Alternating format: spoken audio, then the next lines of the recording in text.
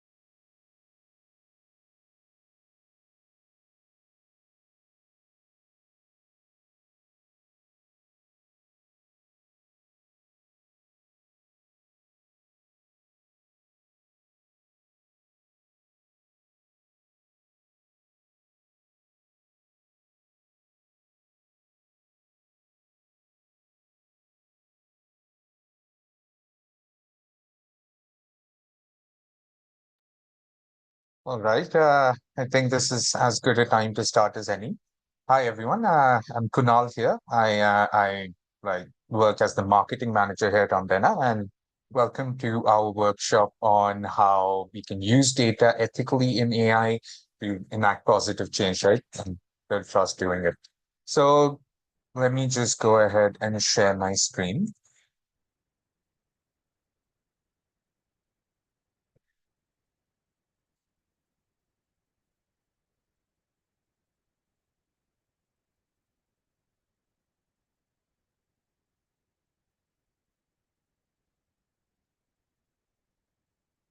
Great. So, as I mentioned, we're here for how we can use ethically use data in AI. So before we get into that, let me just go through a quick introduction of us as a company and who Omdena basically is. So Omdena is the world's largest AI development network, and we aim to make AI technology that is for the people and by the people. We are a network of more than 20,000 AI and ML engineers and people who are focused on making AI solutions for different projects. And we work with different NGOs, startups, and other organizations to deliver specialized AI solutions that by like bringing together the best minds for the job and guiding them to a positive solution, right? So that's us. How we do that is we have local hubs around the world in more than 80 countries where we educate new AI developers, we set up AI infrastructure, and we look at opportunities to make projects that can really enact a positive change for the community. Beyond that, when we're partnering with other organizations, for innovation challenges, product engineering. We take in the brief from the organization, the problem statement, and we come up with the best AI-based solution that we can. This includes having the world's largest AI development network, as we know, people locally, and we have a overall perspective on how AI has been working around the world. So we can take these perspectives of people in local areas and apply them on a global scale through our community. We also partner with countries to set up grassroots AI projects where people can the government can provide AI education to their people and use those upskilled people in order to build AI solutions that they need. So that's enough from me. I'm gonna hand the presentation over to Phyo, who also goes by Harry. So he is one of the instructors here at Omdena Academy. He's an AI researcher himself, and he is the founder of a company that helps AI development in Myanmar. So yeah, Harry, I'm just gonna share the screen sharing rights with you, and we can go ahead with your part of the presentation. Okay, so I will share the screen. Okay. Maybe.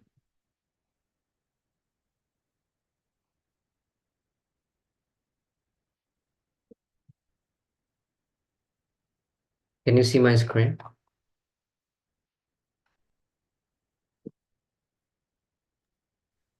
I don't think we have your screen up yet. Now can you see that? Oh, I think it's just transferring over. You can Okay. go ahead. So first of all, I'd like to say that because I have suddenly faced the camera issues, so I will be using the avatar that Simbolo is currently working on. So sorry for that. But today I would like to share about the artificial intelligence active bias and how can we reduce those biases from this webinar. So the main agenda will be AI active and bias AI system business mechanism to eliminate those biases. As in the I mentioned I'm Harry, so you can call me Harry. And I'm founder Symbolos and work in the Phyo natural language processing and generative AI, especially in large language model, and that's that we have work. So first, according to the agenda, I would talk about AI ethics first. So before going to AI ethics, the thing you should know is ethics. So ethics is the study of principle that guide moral behavior, exploring concept like what is good and bad, and the principle that govern human conduct. And also it provides a framework for making decisions and evaluating actions and various content in your personal, professional, social, everything. And also ethics seek to promote honesty, fairness, and integrity. Is internalizing dilemmas and conflict to determine the more ethical course of action. So, and ultimately, at the aim to foster moral reasoning, contribute to the well-being of individual and community. This is the basic guideline ethic. This is understanding ethic, and I already assume that you will also have the basic understanding of the what is ethic. And in order to be explain more about it, we have like different kind of ethics versus normative ethics. And the brands saw ethics that focus on establishing norms and principles that got ethical content. And also we have like discrete ethics involve the study of existing moral beliefs and practices and behavior within society or culture. And meta ethics, so meta ethics is mainly like the nature, meanings, and justification ethics concepts and theory. And we also have applied ethics.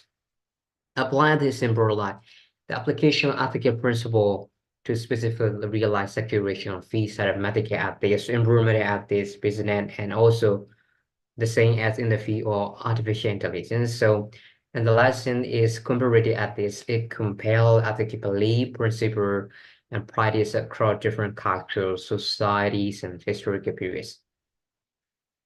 So, as you, the topic that you want to learn, and I also would like to deliver AI ethics. So, AI ethics is primarily under the category of applied ethics, and it embodies the ethical principle to the deployments, and use of artificial intelligence technology. And yeah, they address the moral considerations and societal implications in system, like including fairness, accountability, transparency, bias, safety, and autonomy. Okay, the main thing that we can hear is ethical consideration should be made between the current because of the current AI system bias. So one of the main problem is the artificial intelligence system biases. This is why AI ethics become crucial and very important sector to consider. So let's learn about the bias. So I also would like to show a video, and then from that video, I will share the concept of biases. Basically, in that video, you will learn three types of biases and some kind of how to overcome these biases.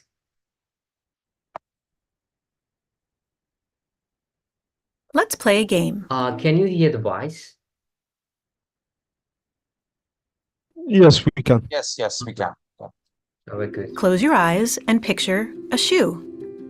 Okay, did anyone picture this? This? How about this?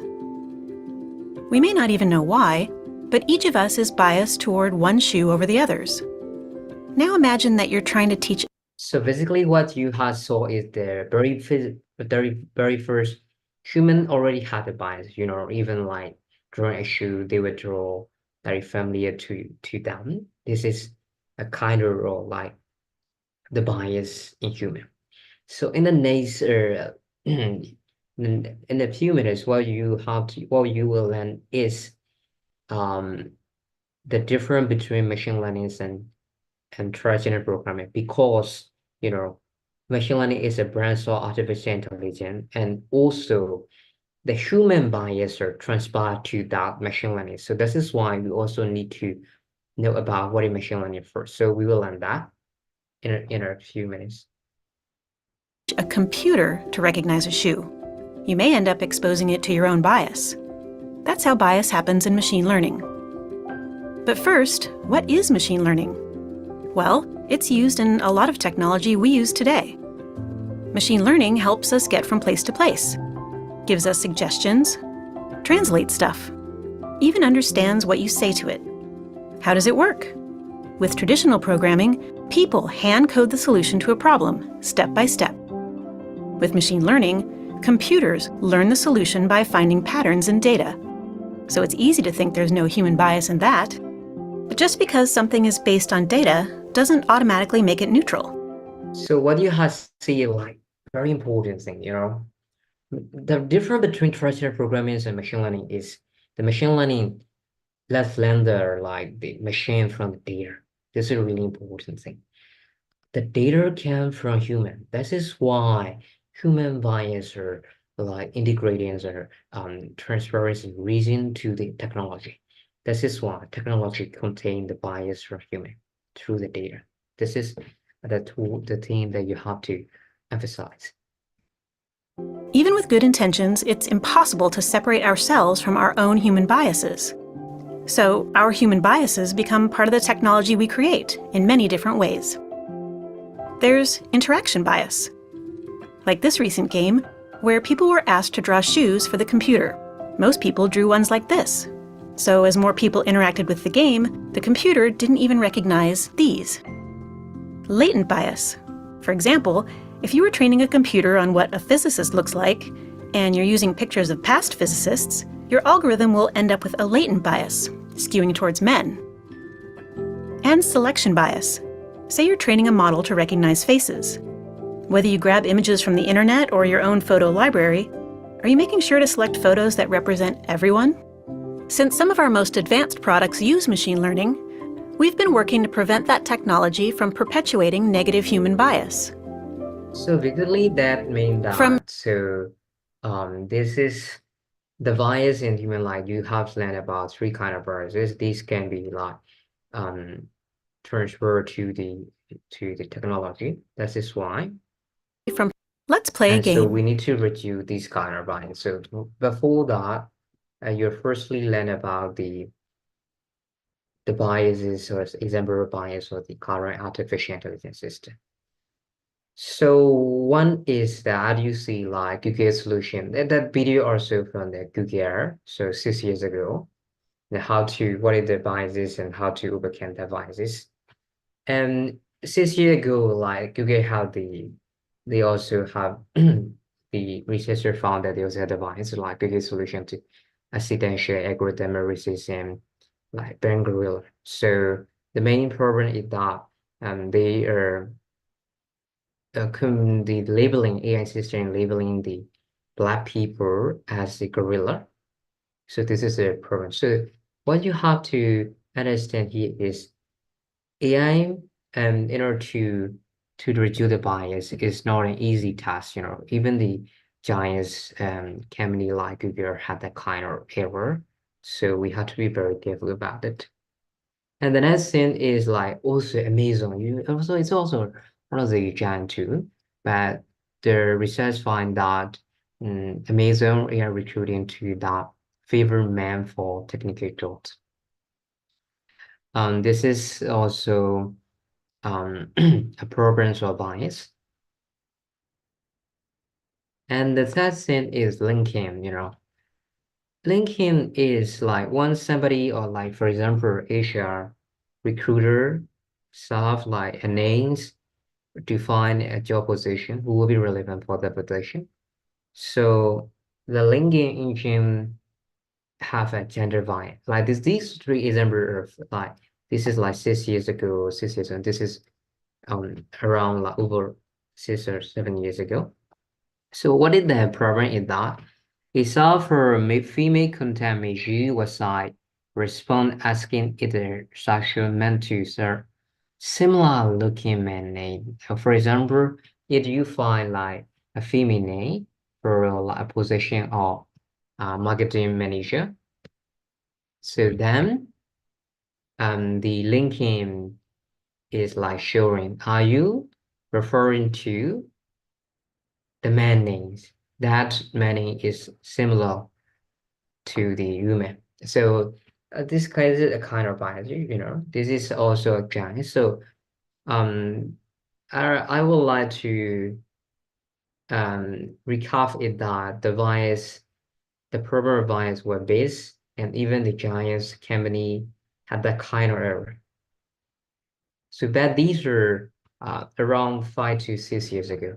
So I also would like to emphasize on the current AI system biases. So as you all know now, generative AI became like very, very popular in the community nowadays, you know, from text to images like ChatGPT, creating new content data, etc. So text to image generation is widely used nowadays, and it is one of the generative AI application. And it's one of the notable example would be from the like Midjourney. When you type a text, so it will show an image related to image created by the artificial intelligence.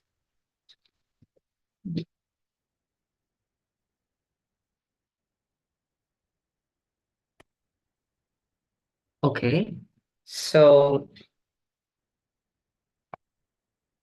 with that, so we are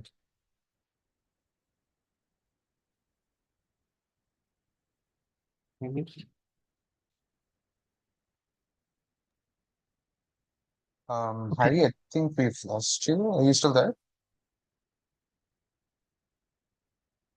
yeah, can you hear me? Yeah, I can hear you now.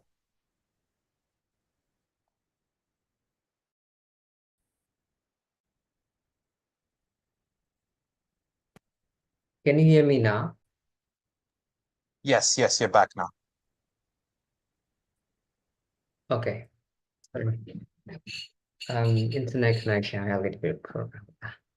Okay, so so one of the test image generator that we created is like from Bagan image generator by Simbolo. So Bagan is like the historical places in Myanmar. So we are trying to generate the Bagan photo. So for example, is you type like Bagan by Basic Banker, highly detailed, highly illustration, it will provide that kind of image. This is test image physically. So we use the model cost distribution. So it's one of the larger text image application and deep learning model, and also one of the biggest contribution in the artificial intelligence advancement. So one of the article from the Bloomberg Hill that put the title, humans are biased, generative AI is even worse. So basically the paper is stating like, and they use the stable diffusion to generate thousands of images. So after analyzing what they found, the war according to the stable diffusion is run by YMCOs. Humans are really doubtful, lawyers or judges. Then men with dark skin commit crime, while women with dark skin flip burger. So you will be able to understand very soon. So since I have a little bit on like synchronization problem, I will move directly to the website. So basically what we are seeing is that so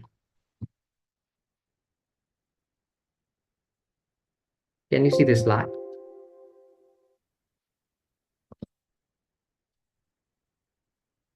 Yes, yes, we can, Harry. Okay.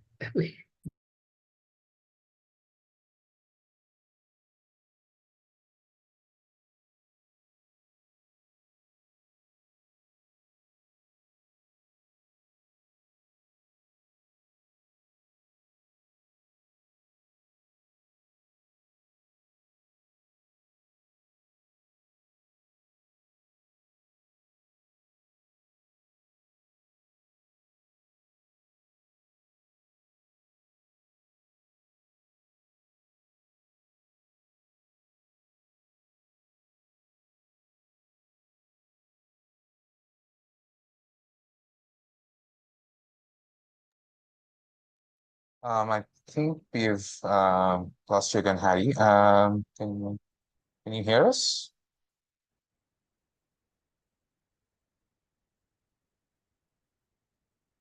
Okay. Small technical issue, guys. I'm sure Harry will be joining back in a minute. So let me just check on that.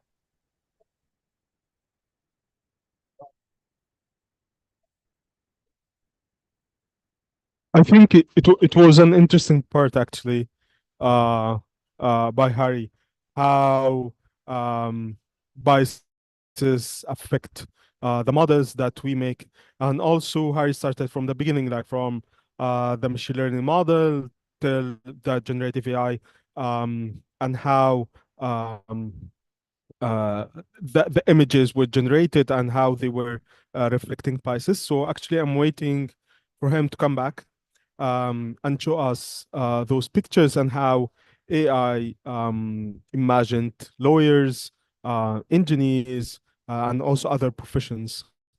So maybe the link is here. Let me just get back the link.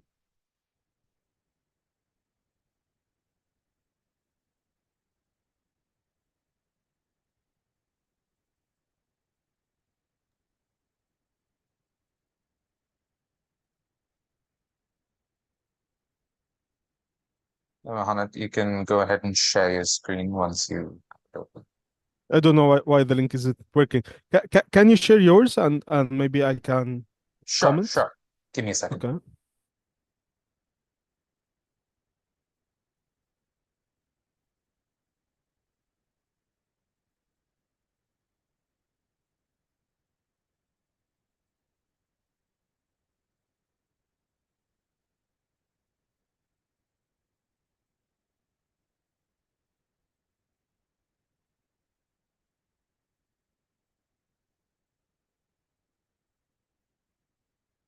Okay. Can you go down and let's see the faces together?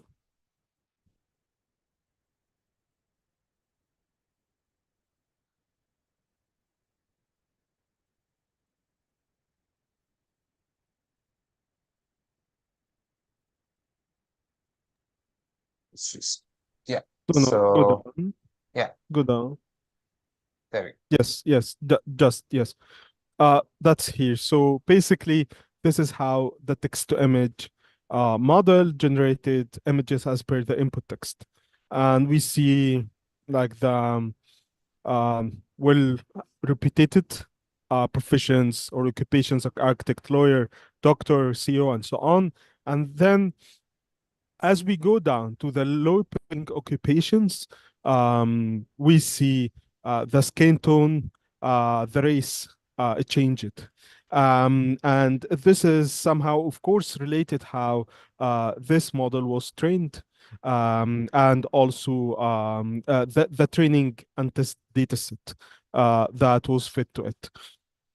And that's why it is always about the human. Like, even if the AI models they learn by understanding the patterns, how to do certain tasks, it's still the human who created them, the human who fed them with the data, the human who did the model architecture and so on.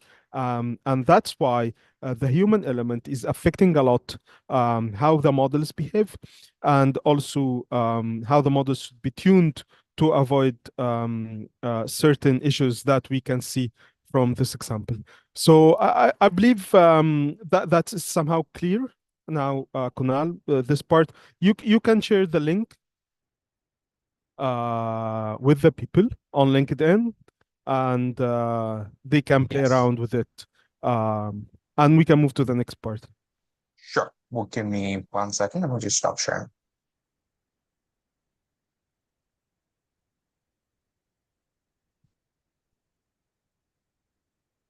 Okay. Let me just share my screen.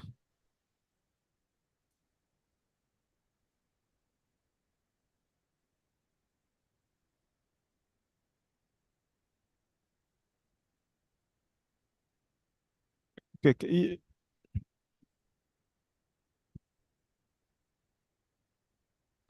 So hello everyone. I'm Mohamed. I'm Omdena CTO, and I will be happy to continue after what Harry said and the introduction that he gave us about the ethical AI.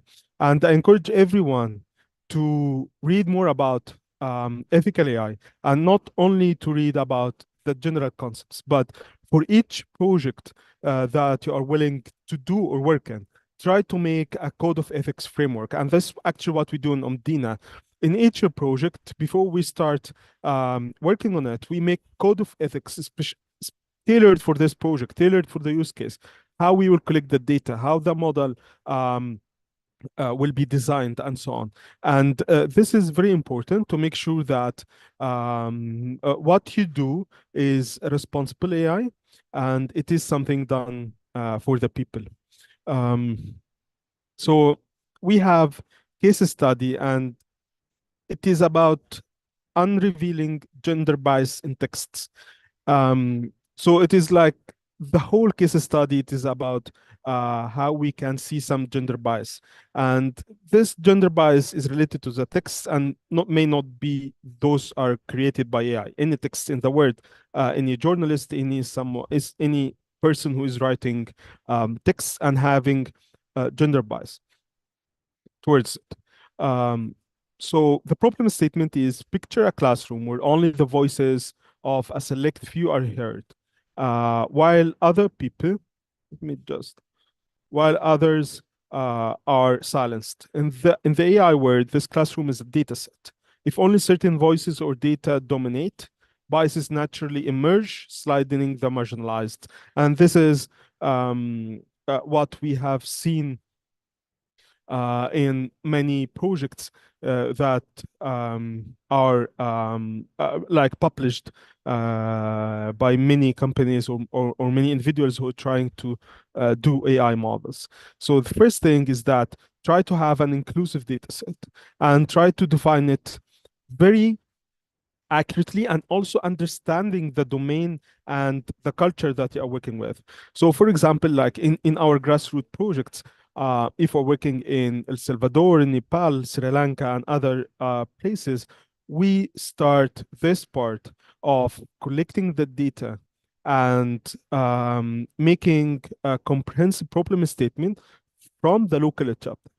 Because it is not just about building AI models. It is about understanding the data, understanding the country that you're working in, understanding the domain itself, not about just coding and mathematics and so on. It is AI is built based on some data, and this data are not just numbers, they hold context, and they should be selected very carefully by doing ideathon workshops, by understanding the domain itself that we're working with and not dealing with the data as just numbers and patterns.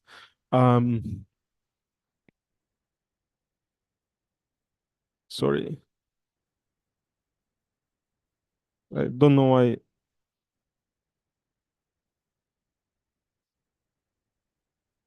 Okay. So when we go into this biases, we try to know who is not present in this data class. What narratives are we missing? And let me go first to the dataset preparation, and then we can go back to the technologies. So of course, we have manual human annotated labeling of gender bias, included languages, stereotypes, or unequal representations, and then feature engineering to transform those raw data into numerical representations with word embeddings, part of speech tagging, and semantic features. And then the model selections. And there are a lot of models out there. But I don't want this workshop to be about the details of sport vector machines and others. I want it to be about how we prepare the dataset, how we be sure that there is no gender bias or any sort of biases in your datasets.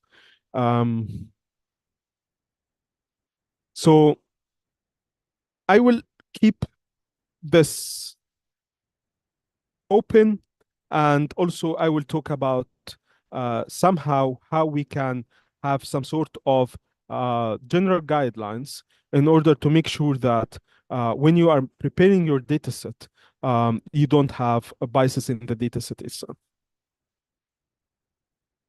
Let me just share.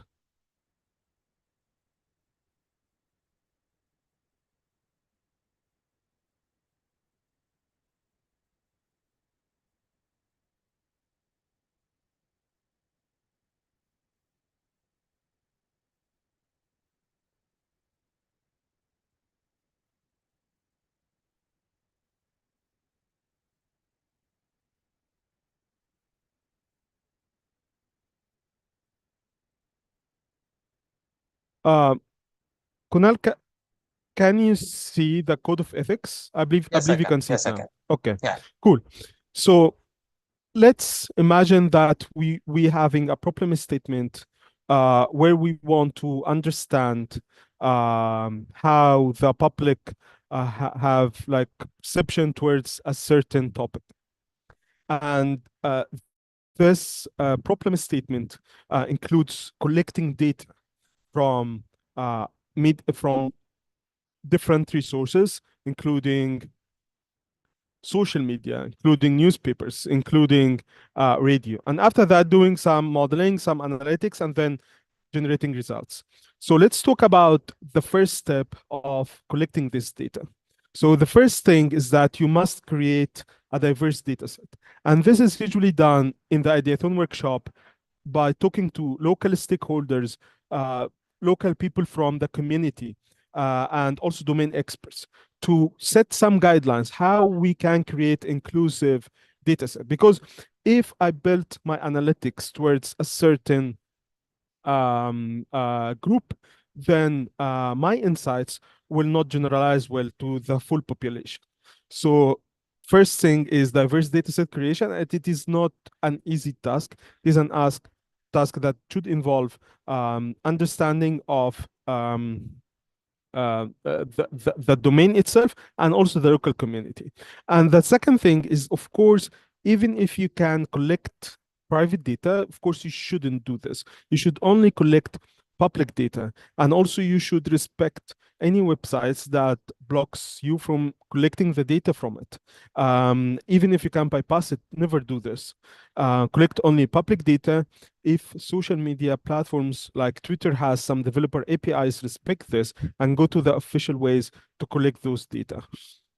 And also we can go beyond collecting only public data by also developing an empathy towards people who share the data. So for example, like on Facebook, Facebook has two ways of privacy. There are posts which are public and others which are private. And people sometimes don't understand that their posts are on the public domain.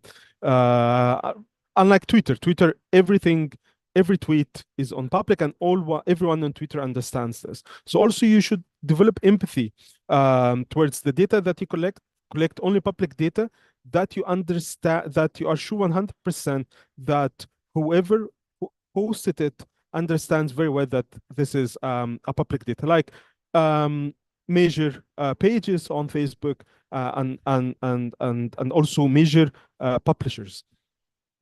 And also you should scrape data at reasonable rate, as we said. Don't do a huge number of requests per second, and also respect each website privacy and data collection guidelines. And this is we talked about. And also the last thing is that what you want to do with this data, by collecting those data, what you want to achieve is to understand how the public has perception towards a certain topic, and then you can help the decision makers advocate for your changes. So of course you are not and you shouldn't be keen to hold any information that holds the personal information about the user who made the post or the tweet. So please remove any mention to the profile IDs, the profile names. Just collect the text and try to have a priority on de-identification. And that's it. So I believe that this somehow explains or gives some sort of an example about how to do ethical AI data preparation from like a use case. Let me just go back to the screen. And this gender-biased detection model, so it follows the traditional procedures, which are dataset preparation, feature engineering, model selection, model training, fine-tuning, evaluation, and validation. And fine-tuning with pre-trained model, this is somehow pretty obvious and pretty important. When you do fine-tuning, try to do it intelligently. For example, don't just pick any, and not just language models, any model. Don't just pick a model and just get some method from any library and just write a command to fine-tune it as per your dataset. There are some guidelines when we talk about fine-tuning. First of all, is your data set enough to do fine-tuning or not? Do you want to freeze all the weights or freeze just the weights that are needed for feature extractions and unfreeze the others, and so on? And this depends on deep understanding of the model that you are working with, and also your data set and the problem statement. So please, when you do some sort of fine-tuning, either fine-tune a language model for a task, or you do transfer learning, like you have a model of computer vision and you want to do transfer learning to reflect your new data set or so on. Please try to do this intelligently and try to have good understanding about the model itself, the data, and the problem statement.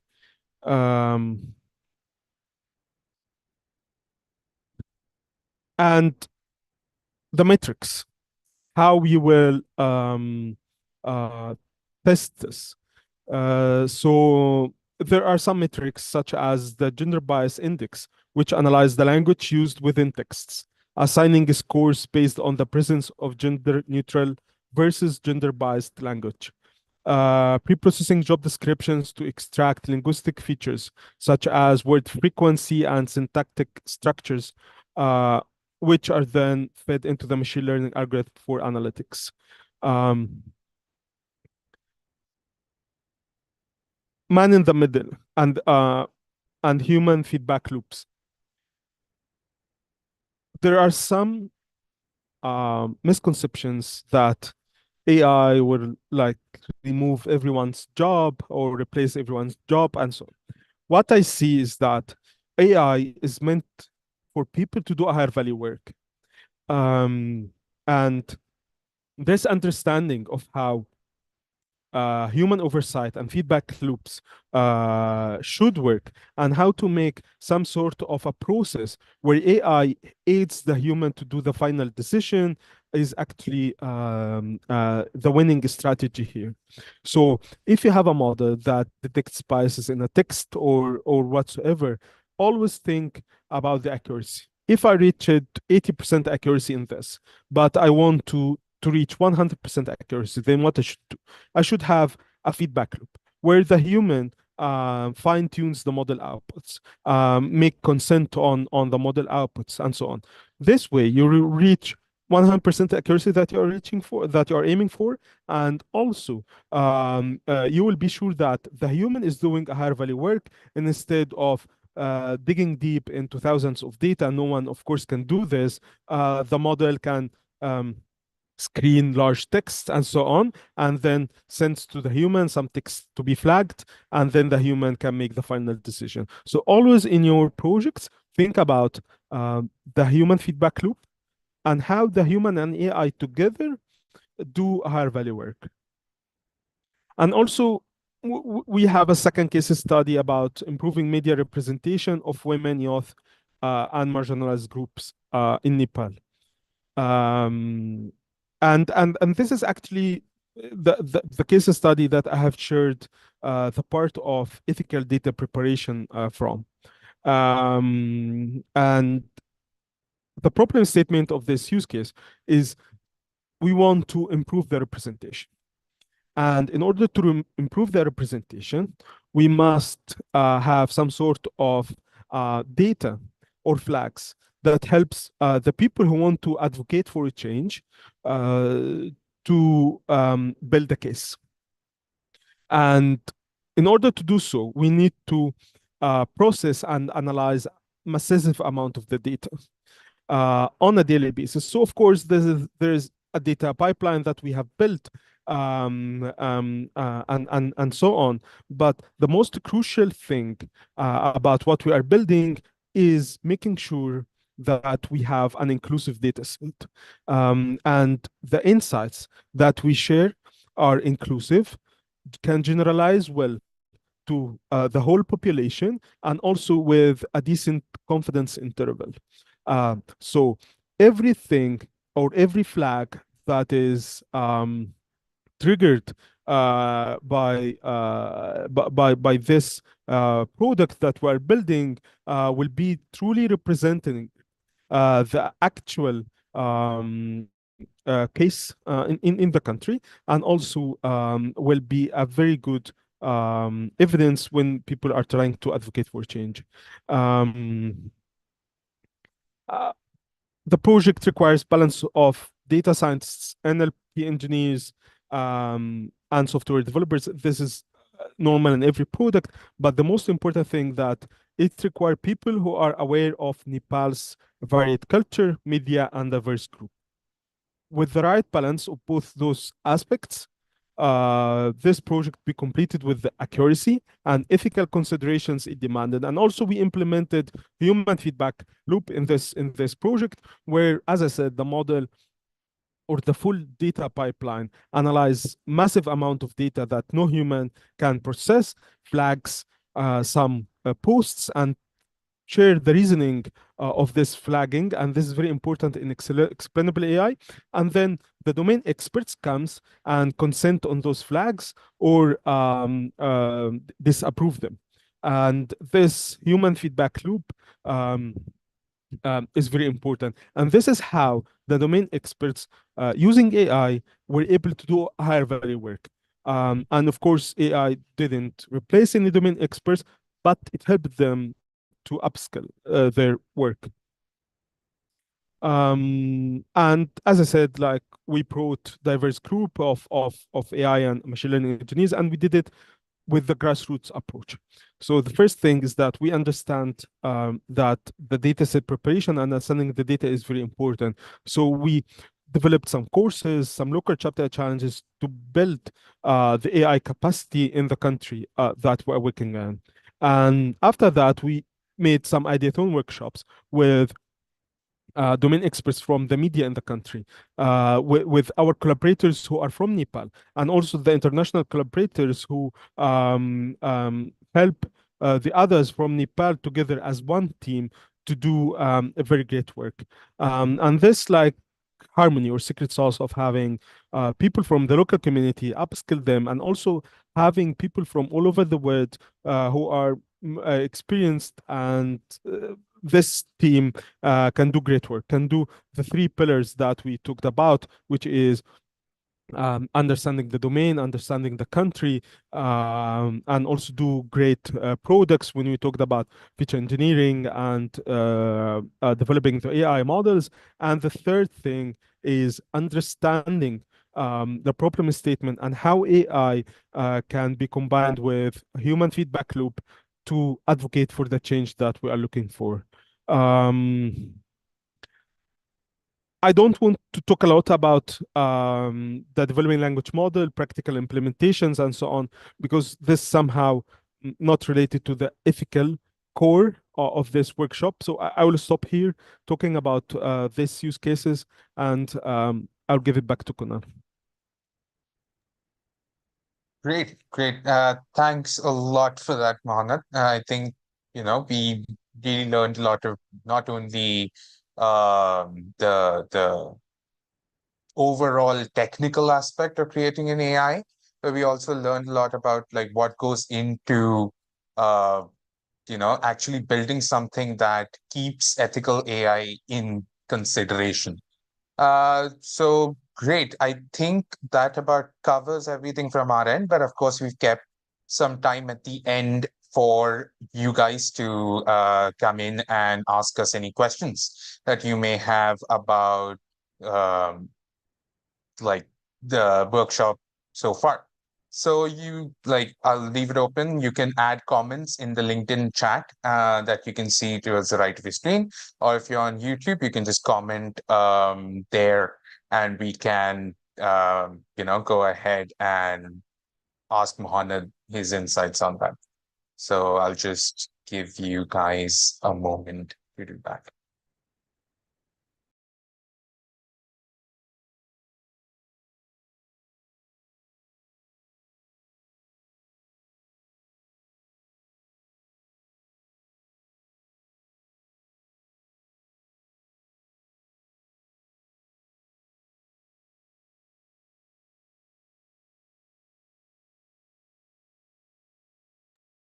All right. I have received a question on my end that I'll just go ahead and ask you, Mohammed.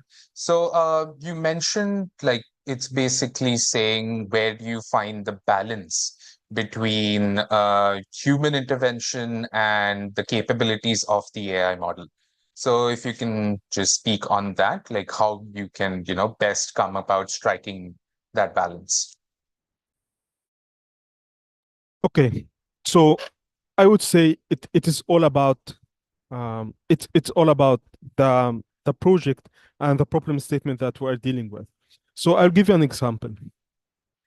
Do you know how Facebook removes the posts that hold fake news or mis and disinformation? Facebook understands that if the system removes a post, um, uh, your post, for example, and because it is flagged as fake news, and if the news that you're sharing are real and this was a mistake by the AI, then you will feel angry and you may leave the platform.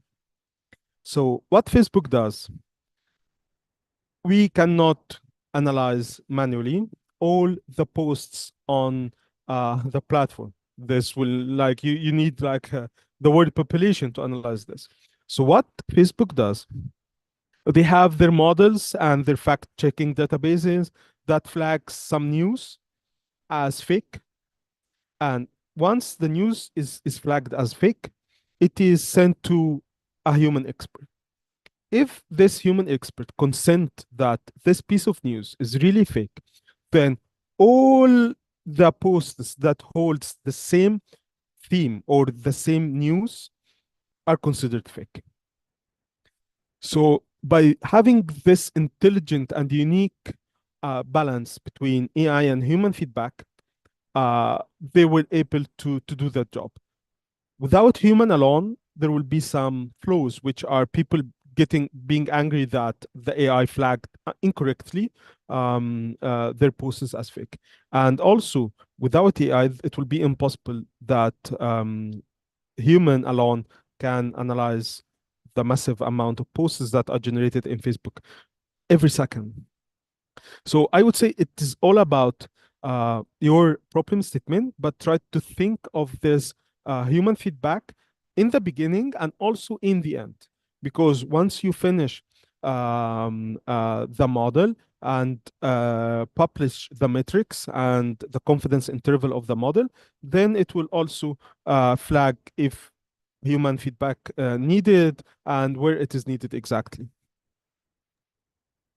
Great. Yeah. And speaking of, you know, these kinds of systems, we are currently entering a year where a lot of countries in the world are going into elections, where models such as these will be very necessary to filter out misinformation in general. And there is, I'm guessing, no one-stop solution for that because of the variety of languages and cultures and like the variety of people itself that that model would have to contend for. So yeah, that's a great point. I'll just see if there are any more questions.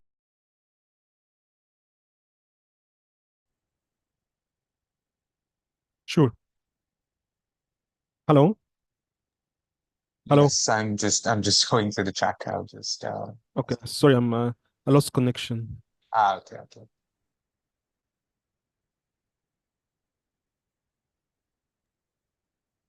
Okay, that's a good question.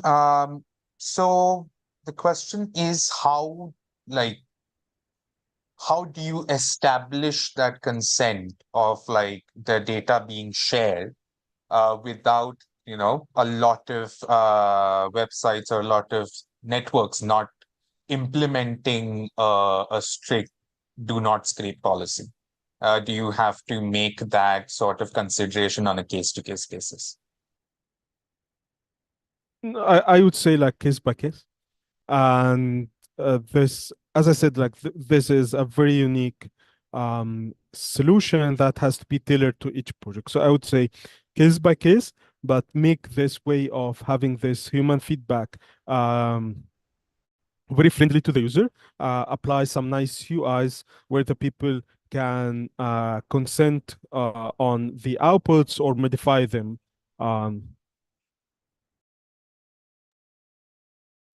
Got it. Got it. I think that's a sufficient answer. Yeah. Another question on generative AI. I think this is regarding the Bloomberg article that we went over, where it was like the AI was showing racial bias. Um, Let me just read that question again. Yeah. So, like, how do you ensure diversity in a more like when the majority of data is skewed in a certain way? Yeah, so I'm guessing that means, a lot of Yeah. regions, a lot of countries have a large majority of a certain group of people, while there's a minority of a certain group of people, and how, AI can, in that situation, sort of account for that disparity. Okay. So basically, like for the two things here. The first thing is that if you have some sort of uh, model that needs to distinguish between four classes, and most of your data is just about like three classes, and few of them are about the fourth class.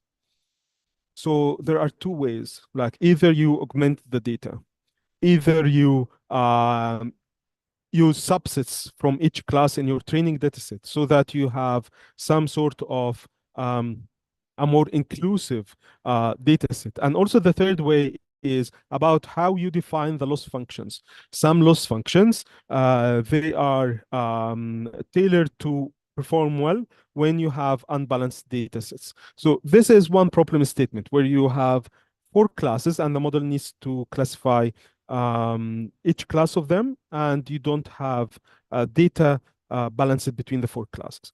The second thing, which is related to the generative AI, and of course, the generative AI models, they will have a bias towards how the data were fed to them.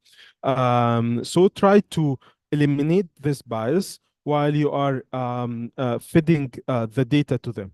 And this is very important because in generative AI, they need massive data sets.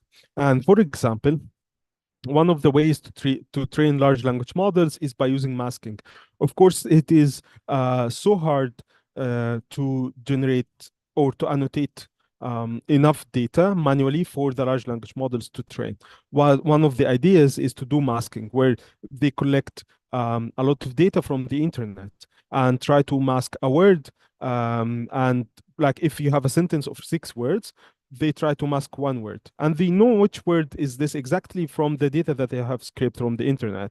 And after that, they train the model to try to predict this masked word. So this idea is very intelligent because it is somehow supervised and it doesn't need human annotation. But it is tricky because you don't have full control on the data that you have collected from the internet and whether they have bias or not. So actually, having inclusive data sets, especially in generative AI, and especially in training them, not just the analysis. Analysis, it's somehow easy, like to have some inclusive data set, but in training them, this is the hardest part. This to be solved by doing a lot of research and by publishing papers. Like this is a very broad topic, but prevent the bias from the data that you are using to train the model. Great, that sounds good. As you said, this is a significantly larger topic to go into detail right now, but I'm sure if enough people ask for it, we can schedule a great workshop on that topic as well. I will just give the audience another minute to, if you have any other questions that you want to pop in with, you can go ahead and do that. And once that is done, we can go ahead and conclude the presentation.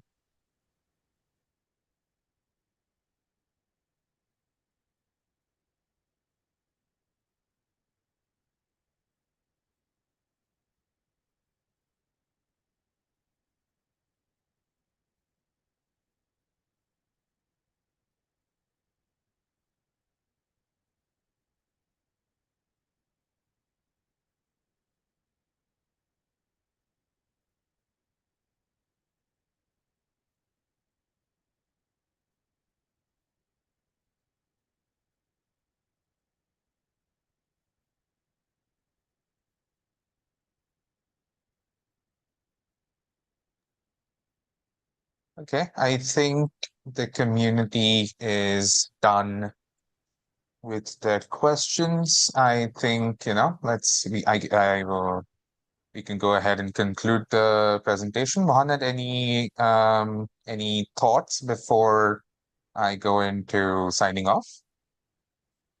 No, actually, like it was a great session, and I would just want to say that for everyone who is training an AI model, before you start the project, I know you will be very busy trying to collect the data, trying to choose which architecture you will follow, and so on.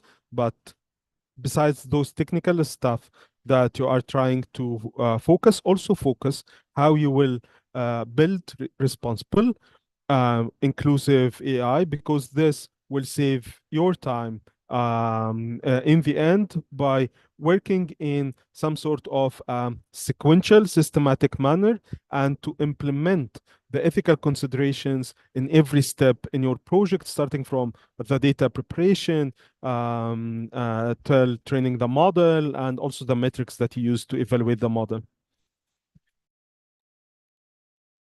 Great. That sounds great, Mohammed. Thank you a lot for your time, and thanks to everyone who attended this workshop. We hope that you can take the lessons you have learned here and apply them to any AI solution that you may be working on or are trying to implement in your day-to-day life. If you have any other questions for Mohammed, for Omdena itself, you can reach out to us by visiting our website. We have all our details there. You can email me personally, and I'll be happy to respond and bring it up with the rest of the team. I will be adding my email ID to the chat where you can, reach out to me if you're interested in coming on to our larger project of enacting positive change through AI. You can do that by applying for a challenge. We have a bunch of those listed on our website. Go through those. If something catches your fancy, please go ahead and apply. We'll see if we can bring you on board and, make something good happen. And if you are an organization that is looking to, take Omdena's partnership in order to implement an AI solution that you need in particular, you can also, in that case, reach out to us at contact@omdena.com. I will be adding that email ID in the chat as well. So great. I think that brings us to the end of our time. We did a pretty good job keeping within the exact 1 hour. And again, thanks, Mohammed. Thanks, everyone else. And we will see you in future sessions very soon. Stay tuned to the Omdena social media, especially on LinkedIn, where we'll be posting continuous updates. And we hope to see you again here for another enlightening session. Good night, everyone. Thank you, guys. Bye-bye.